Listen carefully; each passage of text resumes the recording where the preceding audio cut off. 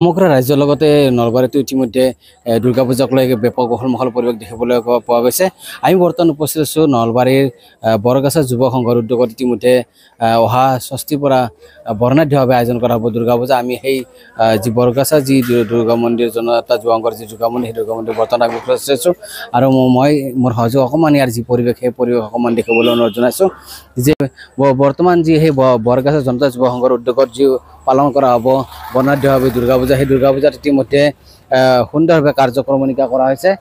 অহা বুধবাৰে গধূলি ভাগত নন্দিতা নাথ, 10 অক্টোবৰ তাৰিখে নিশামণি হালৈ, অহা শুক্ৰবাৰে ধনজিৎ ডেকা, তৰুণ কাকতি লগতে আয়তী দিহানাম প্ৰতিযোগিতা ইতিমধ্যে ইয়াত প্ৰতিযোগিতা হিচাপে ৰখা হৈছে। আমাৰ যি মূল মণ্ডপ সেই মূল মণ্ডপ ইতিমধ্যে সুন্দৰভাৱে বিভিন্ন কাৰিকৰ ইতিমধ্যে লাগি আছে। বিভিন্ন সুসজ্জিতভাৱে ইতিমধ্যে যি ইয়াত আলোকসজ্জা ইতিমধ্যে সুন্দৰভাৱে আলোকসজ্জা কৰি তোলা দেখিবলৈ পোৱা গৈছে।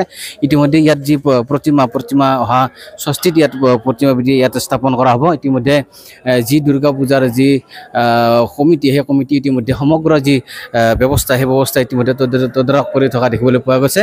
আৰু বৰগাছাৰ এই জনতা যুৱ সংঘৰ উদ্যোগত ইতিমধ্যে বৰ্ণাঢ্যভাৱে 4 দিনকৈ সুন্দৰভাৱে বিস্তৃত কাৰ্যসূচীৰে ইতিমধ্যে যি দুৰ্গা পূজা পালন কৰা দেখিবলৈ পাব। আমি ইয়াৰ যি মূল মণ্ডপ সেই মূল মণ্ডপত ইতিমধ্যে সুন্দৰভাৱে সজাই পৰাই তোলা হৈছে।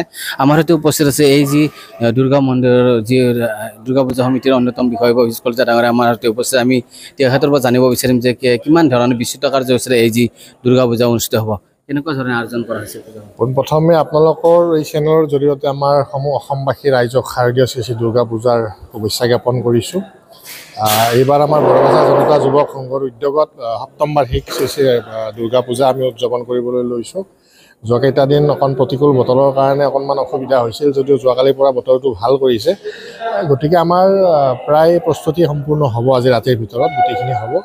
আৰু আমাৰ ইয়াত অইনবেলিৰ দৰে এইবাৰো একেই থাকিব, আধ্যাত্মিকতাক ৰক্ষা কৰি আমি পূজাখন প্ৰতি বছৰে পালন কৰি আহিছোঁ। এইবাৰো তাৰ ব্যতিক্ৰম নহয়, যিহেতু আমি সাংস্কৃতিক মঞ্চত বা সেনেকুৱা কোনো সাংস্কৃতিক সন্ধিয়া নাপাতোঁ। অসমৰ আগশাৰীৰ ভালেকেইটা নামদল আমাৰ ইয়াত থাকিব। আৰু এইবাৰ সপ্তমী আৰু অষ্টমীৰ দিনাখন আমি দুদিনীয়া কাৰ্যসূচীৰে সদৌ অসম ভিত্তিত দিহানাম প্ৰতিযোগিতা আয়োজন কৰিছোঁ। প্ৰথম পুৰস্কাৰ 20,000 টকা থাকিব, দ্বিতীয় পুৰস্কাৰ 15,000 আৰু তৃতীয় পুৰস্কাৰ 10,000। গতিকে আপোনালোকৰ যোগেদি আমি অসমৰ সমূহ দিহানাম প্ৰতিযোগী দলক আমাৰ ইয়াত অংশগ্ৰহণ কৰাৰ বাবে আহ্বান জনাইছোঁ। বিশেষত্ব বুলি কোৱাৰ লগে লগে মই ক'লোৱেই আপোনালোকক যে আমাৰ এই পূজাখনত বৰগাছাৰ এই যিখন পূজা, এই পূজাখনত আমাৰ তেনেকুৱা কোনো সাংস্কৃতিক সন্ধিয়া নচলে। যি জাকজমকতা সেইখিনি এটা মাৰ্জিত এটা সীমাৰ ভিতৰত ৰাখি আমি আচলতে পূজাখনৰ ওপৰতে হয় আধ্যাত্মিক পৰিৱেশটোৱে আমি সদায় ইয়াত বিৰাজমান হোৱাটো বিচাৰোঁ।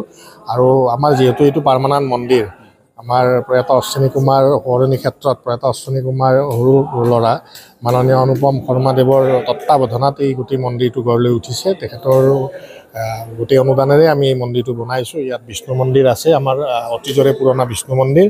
তাৰপিছত আমি দুৰ্গা মন্দিৰটো বনালোঁ, তাৰপিছত শিৱ মন্দিৰটো বনাইছোঁ, সন্মুখত গণেশ মন্দিৰটো বনাইছোঁ। গতিকে আমাৰ আধ্যাত্মিক ক্ষেত্ৰত এই গোটেইখিনি বস্তু ৰক্ষা কৰি আমি তেনেকেই এই পূজাখন আয়োজন কৰি আহিছোঁ। আৰু ঠিক এইবাৰো তাৰ ব্যতিক্ৰম নহয়, তেনেকেই হ'ব। আমি তেখেতক ধন্যবাদ জনাইছোঁ। আৰু আমাৰ যি বৰগাছা জনতা যুৱ সংঘৰ যি উদ্যোগত যি বিস্তৃতভাৱে যি দুৰ্গা পূজা আয়োজন কৰা হয় আৰু ইয়াত খুব আধ্যাত্মিক পৰিৱেশত এই যি পূজাভাগ হয় বুলি ইতিমধ্যে আমি জনাইছে। এনে ভাৰতসমূহ দৰ্শক আমাৰ ফালৰ যি দুৰ্গা পূজাৰ যি শুভেচ্ছা আমাৰ ফালৰ পৰা শুভেচ্ছা প্ৰদান কৰিছোঁ।